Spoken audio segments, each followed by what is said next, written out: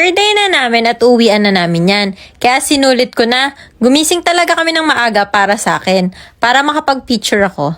Char. At may asawa na naman pong nauto. Nagbihis na nga din pala kami ng pang-swimming. Turn na talaga kaming 4 dito. I-share ko na nga lang pala kasi sobrang bad trip ako dito. Ang tagal ko hinintay itong family twinnings namin. Tapos mali pa yung dumating. 2 swimsuits na pang mommy yung dumating. Wala yung shorts ni daddy. Naranasan nyo na ba yun? Share ko lang naman yun. Sabi ko nga kay daddy, isuot na din niya yung 2-piece para naman magamit. Char.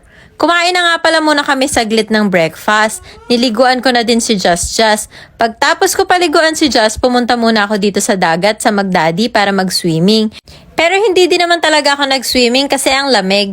Sabi ko na lang kay Gio, picture kami kaso ayaw talaga niya. Kaya ayan, hinagis-hagis na lang namin siya ng daddy niya.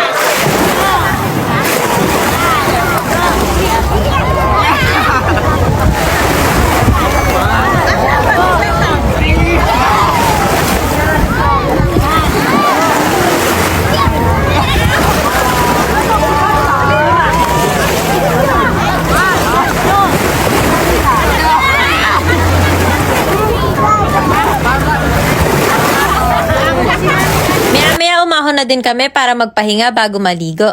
At dahil tayo ay nababad sa araw, kailangan din natin magbabad ng magic cream. Syempre, kailangan laging dala-dala to. In fairness kasi dito, effective talaga siya. Hindi ko siya madalas ginagamit. Mga once or twice a week lang.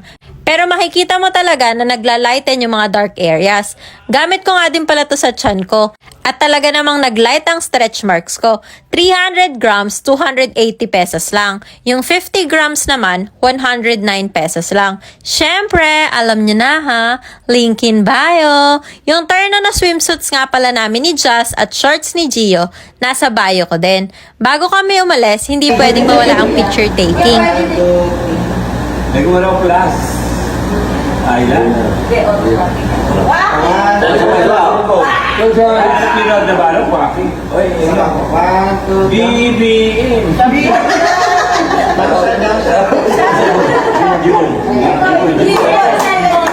Nauna na nga pala yung mga tita ko na taga Manila na umalis. Kaya kaming mga taga Bulacan na lang yung natira.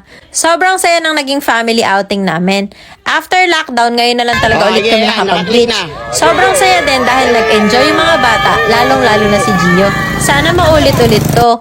Thank you so much GC Beach Resort and Hotel. Sa mga nagtatanong nga pala, sa Morong Bataan yung place na to, pwede nyo silang i-message dito sa FB para malaman yung rates and kung paano mag-book. Yan lang, salamat!